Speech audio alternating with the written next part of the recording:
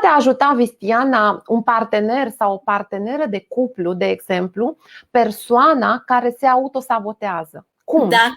Dacă amândoi lucrăm cu noi și suntem pe calea asta de a deveni din ce în ce mai conștienți, există o șansă să nu ni se activeze rănile în același timp. Dar și dacă suntem foarte conștienți, tot există o șansă să ni se activeze rănile în același timp.